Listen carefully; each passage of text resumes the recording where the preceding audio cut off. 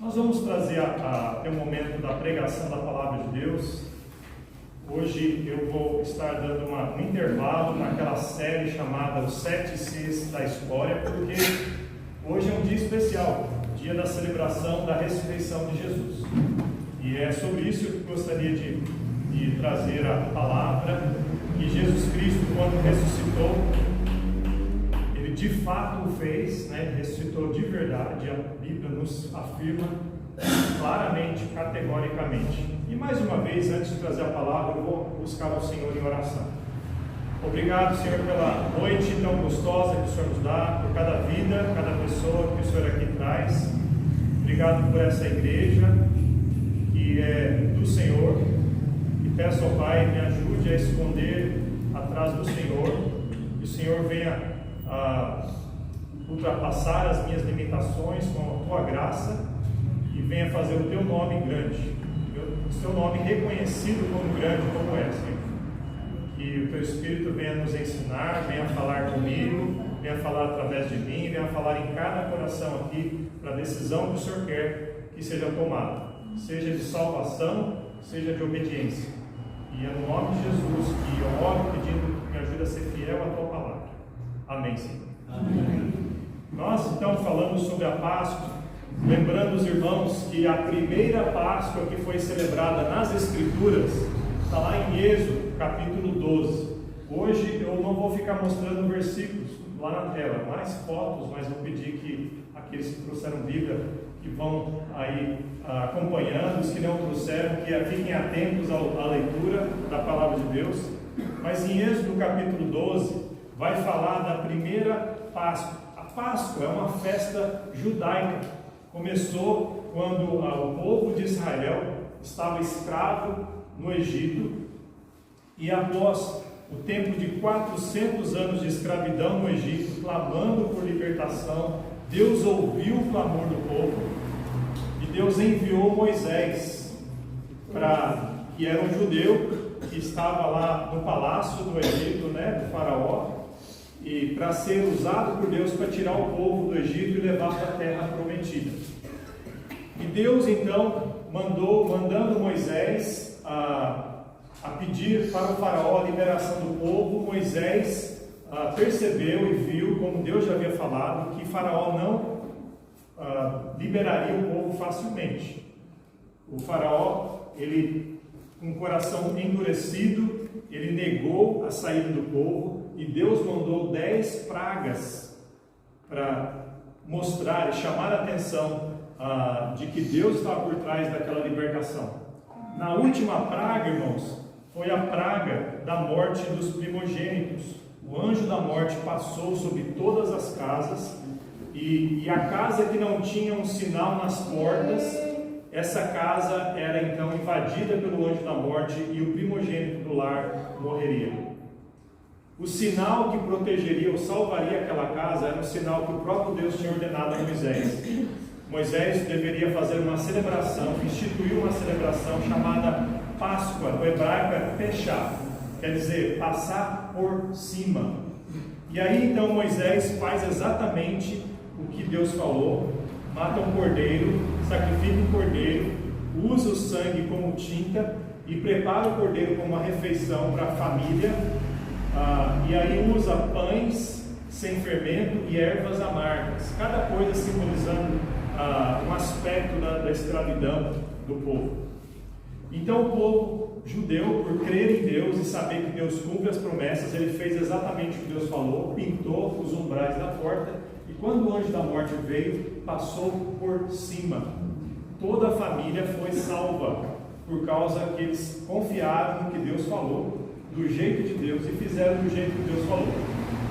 Então a obediência do povo foi reflexo da fé que eles tinham em Deus, e Deus salvou todos os primogênitos.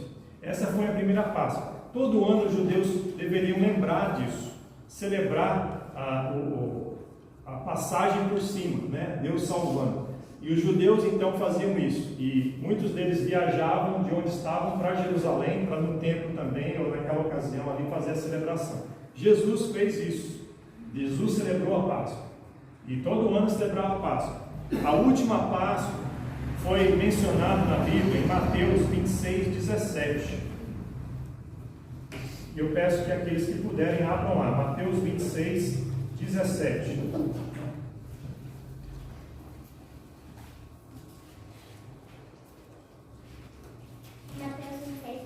Mateus 26, versículo 17.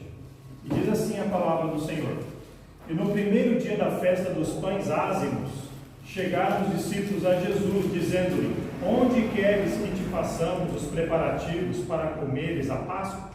Não, dia dos pães ázimos, né? Era um processo. Essa festa era uma ocasião que havia um período para se celebrar, não era uma hora de celebração, eram dias. Então essa festa foi, e Jesus estava pronto para celebrar aqui, como nós acabamos de ler.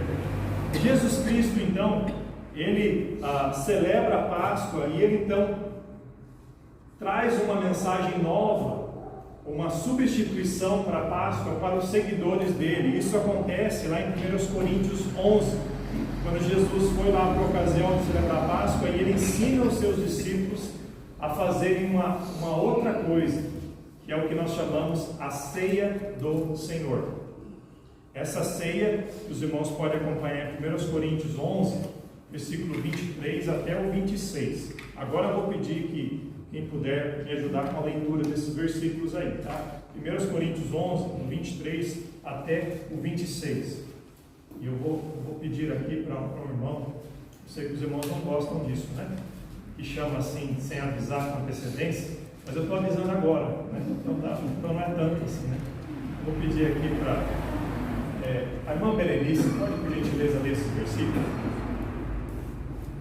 Porque eu recebi do Senhor este mandamento que passei para vocês, que o Senhor Jesus, na noite em que foi traído, pegou o pão e deu graças a Deus. Depois partiu o pão e disse: Isto é o meu corpo que é entregue em favor de vocês. Façam isso em memória de mim. Assim também, depois do jantar, ele pegou o cálice e disse: Este cálice é a nova aliança feita por Deus com o seu povo, aliança que é garantida pelo seu sangue, pelo meu sangue. Cada vez que vocês beberem deste cálice, façam isso em memória de mim. De maneira que cada vez que vocês comam deste pão e bebam deste cálice, estão anunciando a morte do Senhor até que ele venha. Muito bem, obrigado. Então, por ocasião da festa da Páscoa, eu pedi que passe os slides aí, os próximos. Aí a celebração dos judeus, né, de pintar os umbrais com o sangue do cordeiro.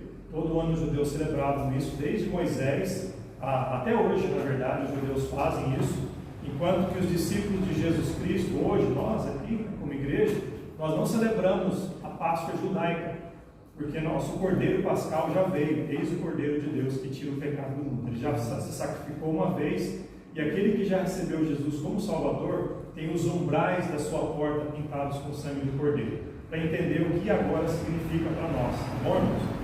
Ele fez isso uma vez, não precisa fazer todo ano, tá? Uma vez na vida.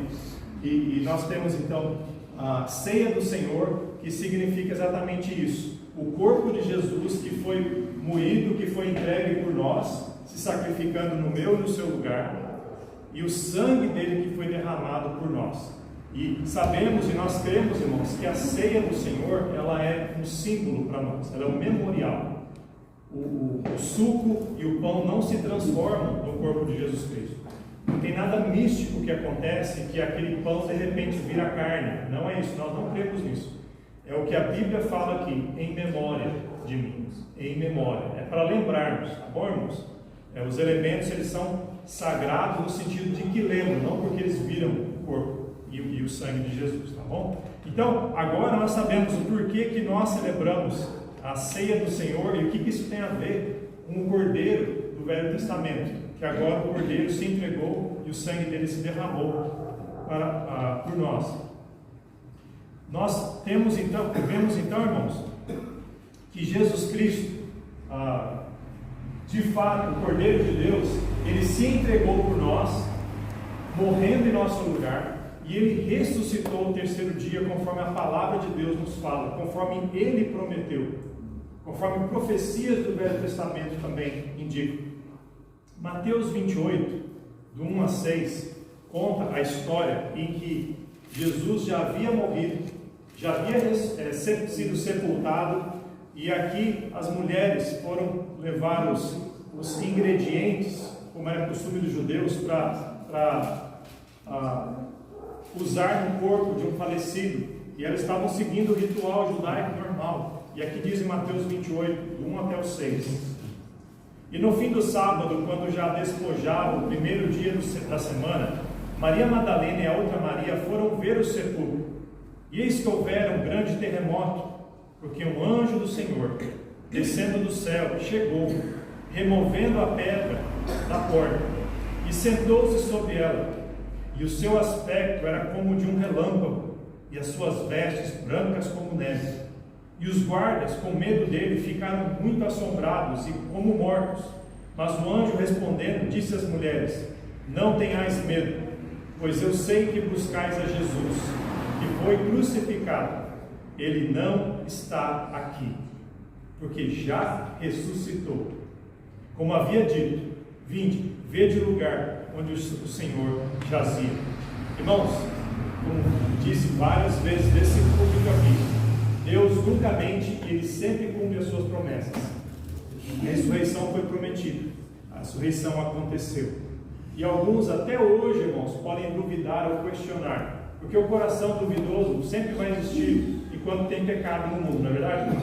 Nós, como cristãos, às vezes nós duvidamos até mesmo da palavra de Deus.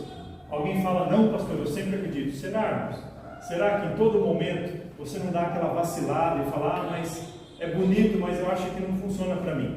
É muito difícil. Isso aí funciona para os outros, mas será que para mim? Irmãos, a palavra de Deus é real e pode ser constatada por testemunhas, né? Quando Deus faz uma coisa, irmãos, Deus não faz escondido, Ele faz e todos percebem, irmãos, todos veem acontecendo. Milagres são exemplos disso. A Bíblia fala que quando Jesus ressuscitou, não foi só o túmulo vazio que testemunhou da ressurreição dele. Ele voltou e ele teve comunhão com as pessoas, teve testemunhas oculares, pessoas que viram Jesus andando, indo, vindo, comendo e conversando com eles, com um corpo diferente, um corpo ressurreto, glorificado, o corpo que eu e você vamos ter um dia, porque ele é as primícias dos que dormem. Ele é o primeiro que deu entrada nesse tipo de vida, essa vida ressurreta com um corpo novo. 1 Coríntios 15, 4, esse é o nosso texto principal. Eu queria falar um pouco mais, conforme a gente vai lendo várias passagens desse texto, tá bom? 1 Coríntios 15, versículo 4.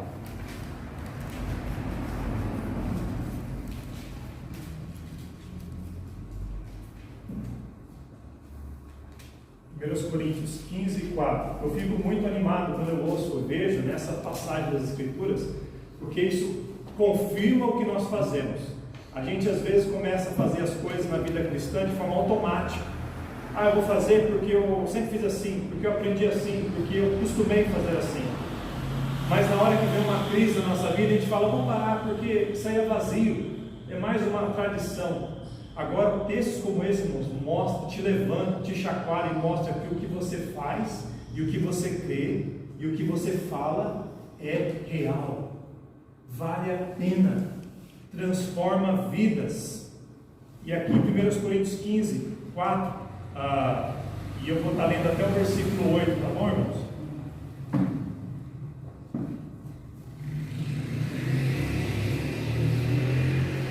E que foi sepultado e que ressuscitou ao terceiro dia, segundo as Escrituras, e que foi visto por Cefas e depois pelos 12.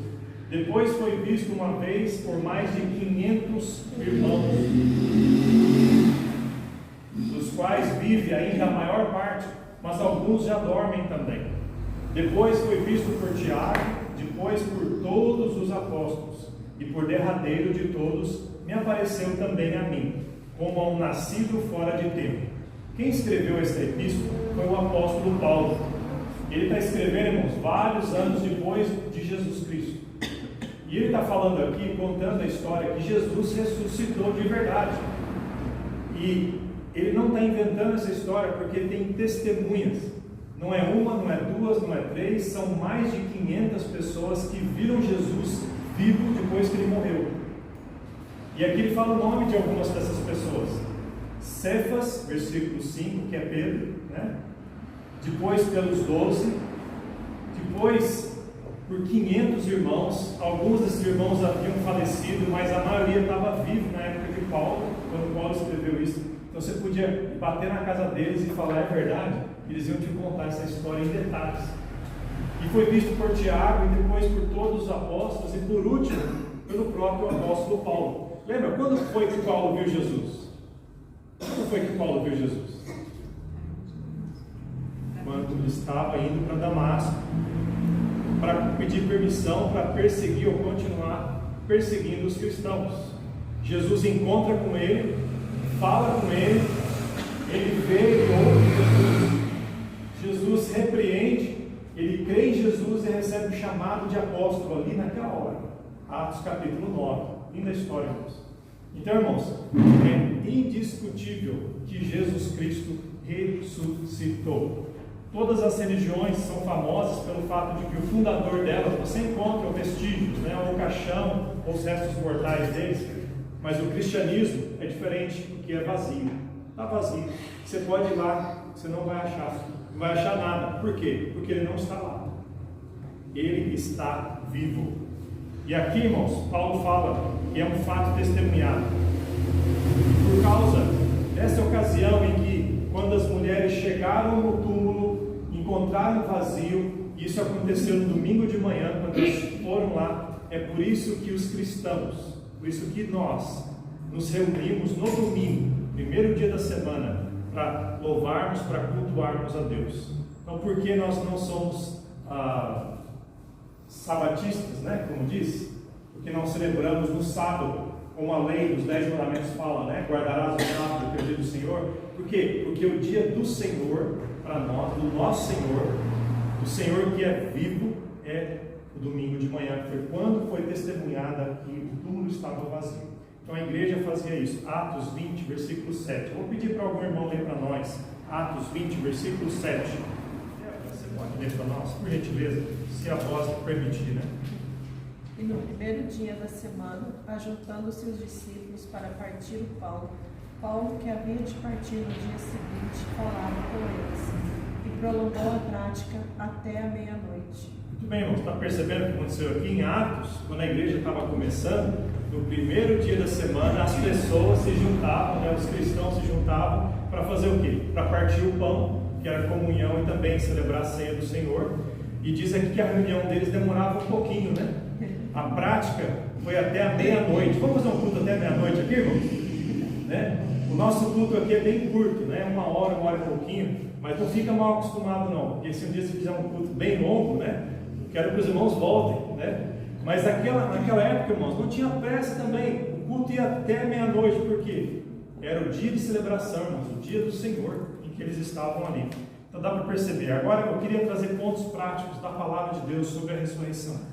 Por causa da ressurreição, que foi um fato verdadeiro de Jesus Cristo, a nossa fé e a nossa pregação não são vãs. Não são vãs. 1 Coríntios 15, 3 e 4, irmãos. 1 Coríntios 15, 3 e 4. A gente vai ficar bastante nesse texto. Diz a palavra do Senhor: porque primeiramente vos entreguei o que também recebi, que Cristo morreu por nossos pecados segundo as Escrituras, e que foi sepultado e que ressuscitou ao terceiro dia segundo as Escrituras. Esse, irmãos, esses dois versículos resumem o Evangelho. O Evangelho é a boa notícia para nós. Aqui, irmãos, mostra o Evangelho na sua forma pura e simples, original, e que nunca deve ser alterada, nunca deve ser acrescentada nada e nem tirada nada.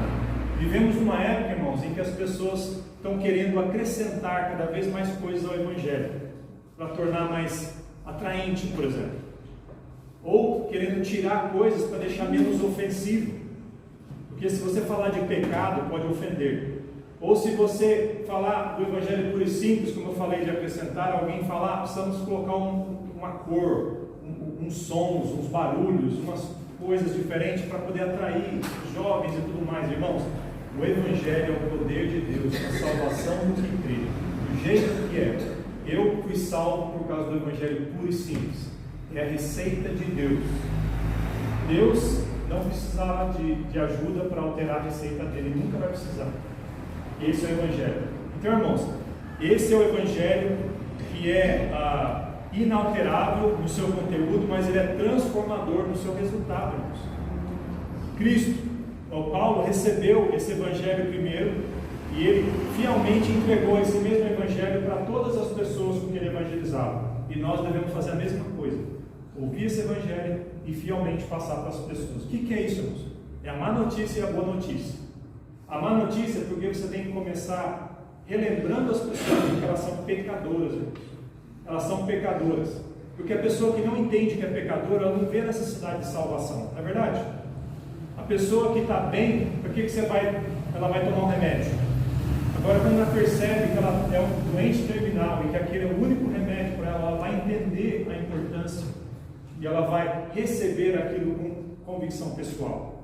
Então, a boa notícia começa com a má notícia, porque que Cristo morreu por nossos pecados, pelo meu, pelo seu pecado, segundo as Escrituras. A Bíblia inteira fala sobre isso, sobre a pecaminosidade humana.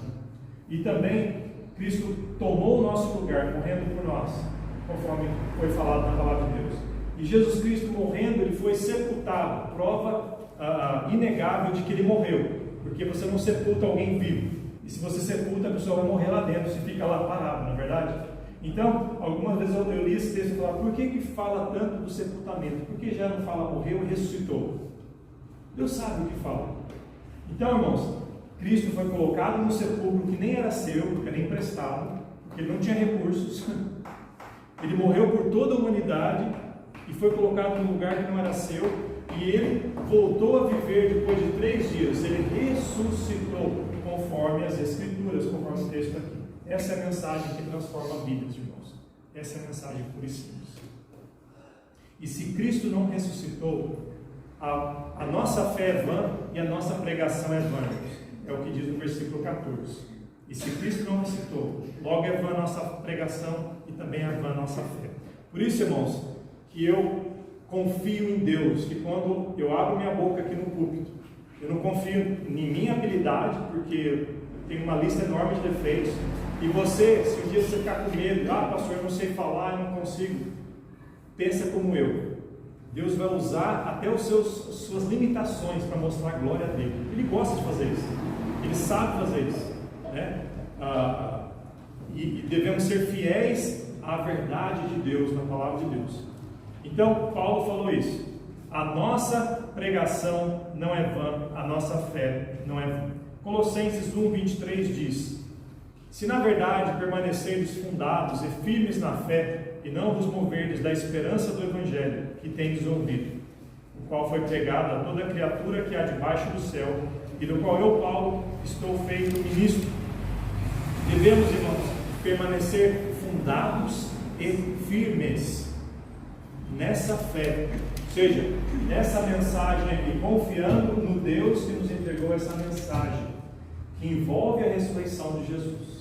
Porque se Cristo morreu, foi sepultado e não ressuscitou, eu estou perdendo o meu tempo. Todos os pregadores do mundo estão perdendo o tempo deles, irmãos. Porque que adianta você falar para as pessoas confiarem num Deus que está morto, um Deus que foi vencido pela morte, da mesma forma que eu e você somos vencidos pela morte. Também a nossa pregação, não só a nossa fé seria vã sem a ressurreição, mas a nossa pregação seria vã. Romanos 1,16: porque não me envergonho do Evangelho de Cristo, pois é o poder de Deus para a salvação de todo aquele que crê, primeiro do judeu e também do grego. Irmãos, quando nós não nos envergonhamos, nós conseguimos ir muito além. Uma coisa que amarra muitas pessoas é a timidez, não é verdade? Nós temos timidez de fazer várias coisas e perdemos oportunidades de ouro. Eu não estou falando aqui sobre temperamento. Tem pessoas que não são tímidas, né? Tem pessoas que já vão entrando, várias coisas vão acontecendo, não fica nem vermelho, né? Tem pessoas que só de entrar no ambiente, perceber que estão sendo olhadas, já começa a ficar suando, né? Tudo mais. Todas essas pessoas, tanto as tímidas quanto as extrovertidas, são chamadas e responsáveis, irmãos, em proclamar o Evangelho. Não podemos ter vergonha, irmãos, dessa mensagem que transforma vidas. Devemos, com ousadia, falar. Você anda com um folheto no seu bolso? A igreja tem uns folhetos aí, que falam do Evangelho. Tem outros folhetos que a gente pode providenciar um dia. Talvez decorar alguns versículos que são chaves, como esse aqui que eu li para você, 1 Coríntios 15. São coisas importantes para você. Nós fizemos, a irmã Berenice fez uma lembrancinha de flor, um livro sem palavras, né, baseado nas cores do livro sem palavras. Cada cor tem uma referência bíblica que é o evangelismo, na verdade, né? O amarelo é Deus e o céu, o negro seria o pecado, a obra de Cristo em vermelho, a ressurreição em branco e o crescimento espiritual em verde, e todos os versículos relacionados. Se você andar com isso no bolso, na Bíblia, em algum lugar onde é fácil de pegar, você vai estar pronto, ou mais preparado para compartilhar quando chegar a hora. Agora eu gostaria de pedir que alguém lesse para mim Efésios 6:19. Isso. E por mim, para que me seja dado, no abrir da minha boca, a palavra com confiança, para fazer notório o mistério do Evangelho. Bem, o apóstolo Paulo está pedindo oração.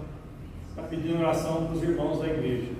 Lembra que o irmão Assis mencionou aqui que o pastor, ele alimenta, ele pastoreia os irmãos, mas também os irmãos podem e devem orar pelos líderes espirituais. Aqui dá um exemplo, né? Paulo falou para os irmãos da igreja que ele fundou, irmãos: ore por mim. E sabe o que era o pedido de Paulo, irmãos? Coisa mais interessante.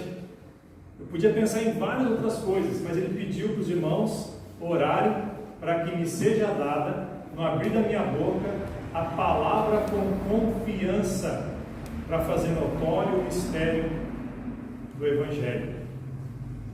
Ele precisava de mais confiança. Paulo, mais confiança. Irmãos, para mim, Paulo é o homem mais confiante que existe, porque ele fala diante de qualquer pessoa o Evangelho de forma clara. Ele que nos ensina aqui, ele que escreveu essas cartas que estamos lendo aqui, ele ainda pede oração: ore por mim, eu preciso de mais ousadia, de mais confiança para falar o Evangelho. Então, irmãos, nós podemos sempre aprofundar, sempre aprender mais a compartilhar nossa fé com as pessoas. Porque, irmãos, cá entre nós, se o objetivo de nós crermos em Jesus como Salvador era só para nós sermos salvos e esperar o dia que Ele for nos chamar, e só isso, Deus não nos deixaria esse livro tão grande, com todas as instruções para nós crescermos na fé e na semelhança de Jesus Cristo e compartilharmos essa fé que temos. Não adianta guardar a bênção só para si, sem compartilhar com aqueles que estão tão carentes, que estão perdidos sem o Evangelho. Então, irmãos, devemos estar firmes na pregação do Evangelho e firmes na fé, porque Jesus ressuscitou, não é vão. E o último ponto aqui está lá no final de 1 Coríntios 15. 1 Coríntios capítulo 15, no final do capítulo. 1 Coríntios, no capítulo 15. E os versículos que vamos estar lendo, no momento vai ser o versículo 58. Diz assim a palavra do Senhor: portanto, meus amados irmãos, sede firmes e constantes, sempre abundantes na obra do Senhor, sabendo que o vosso trabalho não é vão no Senhor. Esse capítulo de Coríntios, capítulo inteiro, está falando da ressurreição, como nós estamos vendo aqui, irmãos. Então a conclusão aqui, o finalzinho, está falando isso. Portanto, sede firmes e constantes, sempre abundantes na obra do Senhor. Irmãos, esse versículo já nos dá um chamado a 3 áreas na obra do Senhor, no trabalho do Senhor. 3 encorajamentos muito grandes, eu gostaria de trazer para os irmãos também. É um chamado à perseverança. Por causa que Jesus Cristo ressuscitou, irmãos, devemos ser perseverantes, ser firmes e constantes. É alguém que tem iniciativa continuativa e terminativa. Essa última palavra eu inventei. Bom, eu acho que não existe. Mas alguém que começa, continua e conclui. Porque muitos irmãos começam as coisas. Nem todo mundo continua. E pouquíssimos terminam. Isso, infelizmente, é algo nosso, é algo humano, né? Mas Deus não quer isso de nós. Deus quer que sejamos pessoas de palavra, pessoas confiáveis, pessoas em que se pode depender, em que se pode pôr a mão no fogo. Dá para entender isso? Tem uma expressão que fala que você não precisa nem assinar um documento quando você dá a palavra, você mostra o bigode. Tem uma expressão assim? Qual que é a expressão? Corrige aí. Como que é o fio do bigode? Fio do bigode. Eu nem sei de onde surgiu essa expressão, a história disso, né? Eu queria saber, tenho curiosidade, né? A gente fala, não precisa ficar assinando, não precisa ficar carimbando, registrando. Falei, está falado, né? Dei minha palavra. O cristão, irmão, deveria ser esse tipo de pessoa. Deu a palavra, todo mundo confia nele, que ele vai fazer. Ele falou que vai fazer, vai fazer. Não quer dizer que empecilhos, distúrbios podem acontecer, mas quer dizer que a pessoa vai fazer tudo o que é possível para cumprir exatamente aquilo. Então, irmãos, devemos ser esse tipo de crente, firmes e constantes. Gálatas 6:9 diz: e não nos cansemos de fazer o bem. Tem hora que desanima, né, irmãos? De fazer o bem. Às vezes você faz o bem e ao invés de levar um cumprimento, um ânimo, você leva uma burdoada, né? Leva uma ingratidão. Mas esse não é o motivo pelo qual nós fazemos, para levar elogios, para receber de volta, muito obrigado, um tapinha nas costas. Não nos cansemos de fazer o bem, porque Deus está vendo. É para Deus que devemos fazer. Se fazemos com essa motivação, quando essas coisas ruins acontecem, vai nos machucar, mas não vai nos derrubar, não vai nos deixar no chão. Pode doer, mas você vai conseguir levantar e continuar. Devemos ser firmes e constantes. E quem nos dá o exemplo disso, irmão, de ter iniciativa e terminativa, é o próprio Deus. E Deus faz isso comigo e faz isso com você, irmãos. Filipenses, capítulo 1, versículo 6 diz: tendo por certo isto mesmo, que aquele que começou a boa obra a aperfeiçoará até ao dia de Jesus Cristo. Sabia, irmãos, que Deus começou uma obra na minha vida e na sua vida? O dia que você se arrependeu dos pecados e creu em Jesus como seu Salvador pessoal, você se tornou um bebê espiritual. Você se tornou uma nova criatura. Por mais velho que você seja biologicamente, você é espiritualmente novinho em folha. E espiritualmente você precisa crescer. Sabe quem vai te ajudar a crescer, irmãos? O mesmo que te salvou. Deus te salvou em Cristo. E em Cristo Deus vai te ajudar a amadurecer. Porque cada vez que você amadurece, que você segue a palavra de Deus, você vai se assemelhando ao próprio Salvador Jesus Cristo. Você vai aprendendo com Ele, a pensar como Ele, a falar e a fazer as coisas como Ele. Vai ter motivações como Ele. Quando você cresce espiritualmente. E Deus, irmãos, quando você tropeça aqui e ali, porque você vai perceber que aceitar Jesus não quer dizer que você não peca mais, você vai perceber que aquele pecado vai te entristecer muito, e você vai experimentar o perdão de Deus constantemente quando você confessa, quando você muda, quando você deixa aquilo, e você vai perceber o cuidado de Deus, porque Deus não vai desanimar de você, Ele não vai te largar, como diz o mineiro, Ele não vai largar a mão de você. Ele vai continuar, porque, irmãos, Ele que começou e Ele vai terminar. Você confia que Deus termina o que Ele começa? Ele termina, irmãos. Ele faz melhor do que a gente imagina. Por isso, irmãos, que a minha salvação não depende de mim, tá? A salvação depende de Cristo unicamente. A minha parte vem depois da salvação, as obras que Ele preparou de antemão para que eu andasse nelas. Efésios 2, 8, 9 e 10. Mas eu não faço boas obras para ter salvação, eu faço porque eu já sou salvo, tá? Então, irmãos, continuando, serem firmes e constantes, sempre abundantes na obra do Senhor. É um chamado à excelência, irmãos, à excelência. Nós, como cristãos, devemos ser não daqueles que fazem as coisas pela metade, dá o jeito, de má vontade, não para fazer o mínimo necessário, mas fazer o melhor possível, irmãos, o melhor possível. A Bíblia nos fala, sede perfeitos como perfeito é o vosso Pai. É impossível alcançar isso, irmãos, mas Deus é perfeito. E se eu cresço à semelhança do meu Salvador, a perfeição é na perfeição que eu devo crescer. 1 Coríntios 10, 31 diz: portanto, quer comais, quer bebais, façais qualquer outra coisa, façais tudo para a glória de Deus. Se, irmãos, você fizer o que for fazer para Deus, para agradar a Deus, você já vai fazer para a glória de Deus, é aí o caminho certo. Esse é o caminho certo. Se você fizer para agradar o pastor, seja lá o pastor Fábio, qualquer outro pastor, está errado.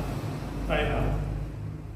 A minha carne quer que você me agrade. Tá bom, irmãos? Qualquer pastor gostaria de fazer para o pastor não ficar chateado, tal. Mas eu tenho que relembrá-lo de que, agrade a Deus, não é a mim. Você tem que agradar. Agrade a Deus. E também, irmãos, o chamado para o trabalho de Deus é um chamado à convicção. O sucesso na vida e no trabalho do Senhor só é possível, irmãos, porque Ele nos dá a vitória em Jesus Cristo. E quando nós fazemos a obra sabendo que a vitória já é nossa, faz toda a diferença, não é verdade, irmãos? Você sabe que por mais que você é frustrado aqui, que você às vezes não vê resultados, não vê frutos na hora, você sabe que por causa que Cristo ressuscitou, a vitória já está ganha. Os inimigos, o pior inimigo já foi derrotado. E é isso que nos fala, sabendo que o vosso trabalho não é vão no Senhor. Se é feito no Senhor, não é vão. Não é vão. Então, irmãos, as noites mal dormidas, as lágrimas, as lutas, valem a pena. Valem a pena. Se você fizer no Senhor, com base no que Ele já conquistou para você. Agora leia o versículo 55 e 57, concluindo esse pensamento tão maravilhoso sobre a ressurreição de Jesus. 1 Coríntios 15, 55 até o 57. Onde está, ó morte, o teu aguilhão? Onde está, ó inferno, a tua vitória? Ora, o aguilhão da morte é o pecado, e a força do pecado é a lei. Mas graças a Deus que nos dá a vitória por nosso Senhor Jesus Cristo. Nós temos a vitória em Cristo. Se você recebeu Cristo como Salvador, você crê nele como seu Salvador, a vitória já é minha, já é sua, irmãos. Por mais que aparenta derrota, irmãos, todos os discípulos, todos os apóstolos de Jesus Cristo, eles tiveram sofrimento nesse mundo. É diferente do que as teologias da prosperidade que estão sendo ensinadas por aí, de que se você é filho de Deus, você não sofre. Se você está sofrendo, tem uma coisa errada. Só que eles esquecem de ler a Bíblia, porque o nosso Salvador Jesus sofreu, todos os apóstolos sofreram, até morreram antes da hora, com exceção de João, o apóstolo. Por quê? Aqui não é nosso lar, somos peregrinos, irmãos. Aqui estamos de passagem, né? Nós pegamos um ônibus, o nosso destino vai ser lá em outro lugar. Aqui nós estamos de parada, recuperando fôlego, adorando a Deus, tendo comunhão com os irmãos aqui na igreja, mas aqui não é o nosso lar, irmãos. Nós vimos aqui para crescer, saímos para servir e nós vamos morar com Ele para todo sempre. A vitória é do Senhor Jesus Cristo. Jesus, quando ressuscitou, irmãos, Ele mostrou para todo mundo que a morte, que era o último inimigo, não tinha poder sobre ele. Ele venceu o pecado, que ele se tornou pecado, e a consequência do pecado, que foi o que Adão e Eva trouxeram para nós de presente, né? O pecado sempre traz sofrimento. O nosso pecado traz sofrimento para nós, para os nossos filhos, para aqueles que estão ao nosso redor, para os nossos familiares. É isso que o pecado faz, irmãos. E por último, a morte. Mas Jesus se tornou pecado por mim e por você. E a morte, que é a consequência, Ele engoliu a morte, Ele tragou a morte. Dá para imaginar isso? A gente vê a morte engolindo todo mundo. Aí de repente vem Jesus e engole a morte. Fala, ó, acabou. Não existe mais morte. A Bíblia fala que aqueles que vão habitar com Ele para sempre, Deus vai enxugar toda lágrima dos olhos. Aquilo que te traz dor aqui, irmãos, o nosso Salvador vai enxugar. Isso é confortante, no mínimo confortante, irmãos. Então vale a pena ter esse Salvador agora, e não ficar só esperando, quando eu for para o céu eu vou desfrutar. Você pode ter comunhão com Ele agora. E aí, essa palavra que eu queria trazer para vocês hoje, no dia da ressurreição, de fato, Cristo Jesus ressuscitou. E porque Ele ressuscitou, não é vã a nossa fé, não é vã a nossa pregação, e não é vã o nosso trabalho. Glória a Deus por isso, irmãos. Glória a Deus por isso. Eu gostaria de cantar um hino com você, o hino 304 do Binário, e faça desse hino uma oração daquilo que Deus tem tocado através da palavra dele. 304. Quem puder ficar em pé.